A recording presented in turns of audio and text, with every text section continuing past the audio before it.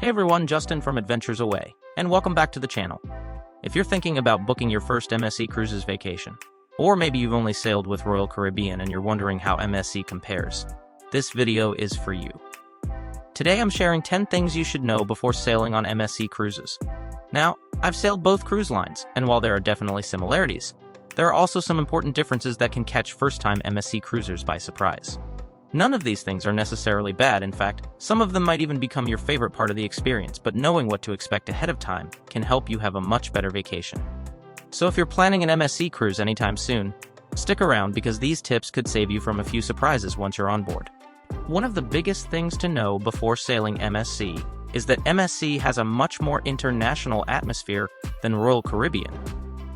Royal Caribbean ships primarily cater to North American travelers, while MSC attracts guests from all over Europe, South America, Asia, and beyond. That means you'll hear multiple languages spoken throughout the ship.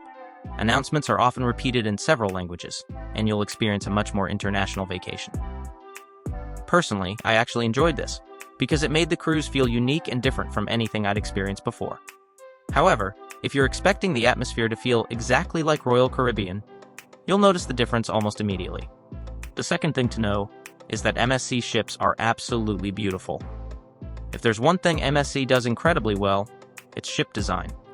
The ships have a modern European elegance with marble staircases, Swarovski crystal staircases on many ships, lighting, stylish lounges, and some of the nicest public spaces you'll find at sea.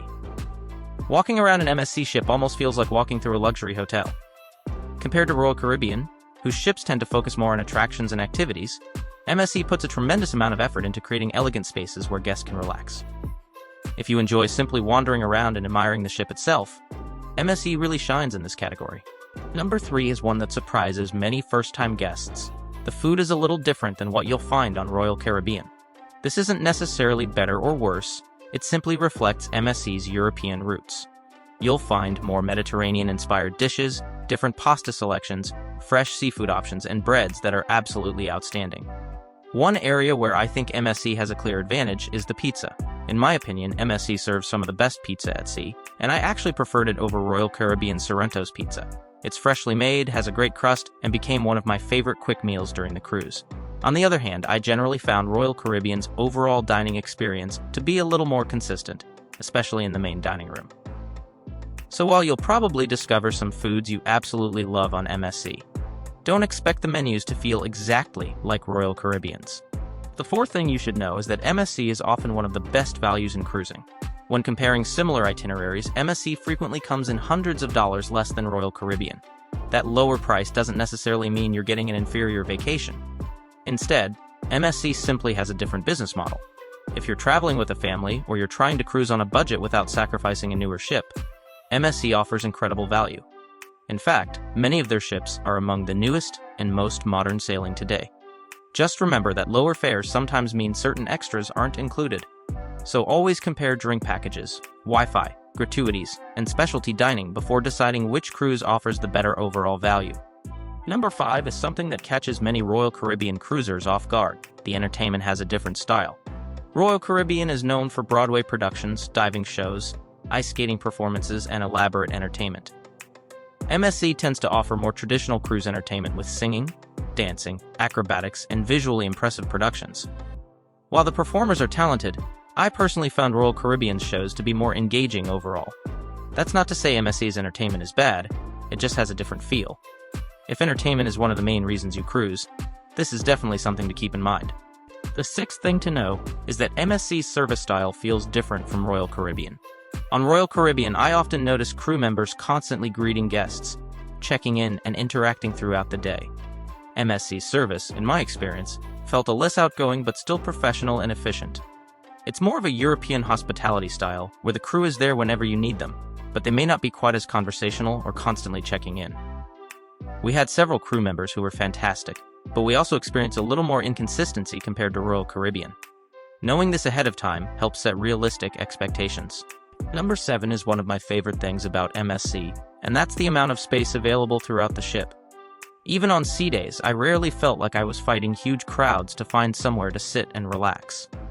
MSC includes countless lounges, bars, outdoor seating areas, and quiet spaces where you can escape the crowds. Royal Caribbean certainly has large ships, but many of the popular areas can become very busy during peak times. MSC seem to spread guests around the ship better, making it easier to find a peaceful place to read, enjoy a drink, or simply watch the ocean go by. Number 8 is something you'll definitely want to prepare for if you're coming from Royal Caribbean, and that's the MSC for Me app and onboard technology. While MSC has continued improving its app over the years, I still found Royal Caribbean's app to be a little more polished and user-friendly. On MSC, there were times when I still preferred using the daily paper schedule or checking screens around the ship. Another difference I noticed was that many main dining room menus were accessed digitally by scanning QR codes instead of automatically receiving printed menus. Printed menus were available if you asked, but it's another small difference that reflects MSC's approach.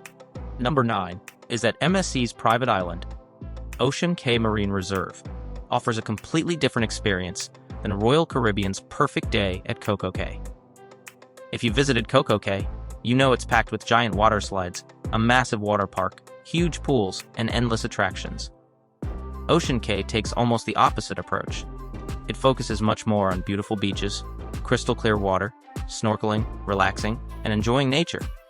It actually reminds me of what Coco Cay felt like years ago before all of the major development. Neither approach is right or wrong. It simply depends on the type of beach day you're looking for. If you want excitement and activities, Royal Caribbean has the edge. If you're looking to unwind on a peaceful island with gorgeous water, Ocean Cay is absolutely fantastic. Finally, number 10 is probably the most important thing to know before sailing MSC. Don't board expecting it to be Royal Caribbean. This is where I think some negative reviews come from. People board an MSC ship expecting an exact copy of Royal Caribbean, Carnival, or Norwegian, and when it's different, they assume something is wrong.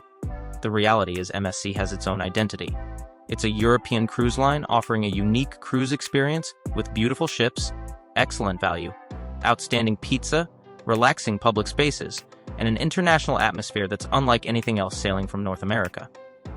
Once I stopped comparing every little detail to Royal Caribbean and simply enjoyed MSC for what it is, I had a much better appreciation for the cruise. Overall, I really enjoyed my MSC cruise, and I would absolutely sail with them again. If I had to choose between the two cruise lines, I still personally lean toward Royal Caribbean because I prefer the entertainment, consistency of service, and overall onboard experience. But MSC offers tremendous value, gorgeous ships, and a vacation experience that's definitely worth trying, especially if you're looking to save some money or experience something a little different. In fact, I think every cruiser should try MSC at least once, because you may find that its European style is exactly what you've been looking for. If you've sailed MSC before, I'd love to hear your thoughts down in the comments. What surprised you the most, and what advice would you give someone taking their very first MSC cruise? And if you're still deciding between MSC and Royal Caribbean, let me know which one you're leaning toward and why. If you found this video helpful, don't forget to give it a thumbs up, subscribe to Adventures Away for more cruise reviews, ship tours, travel tips, and vacation planning advice, and I'll see you in the next adventure.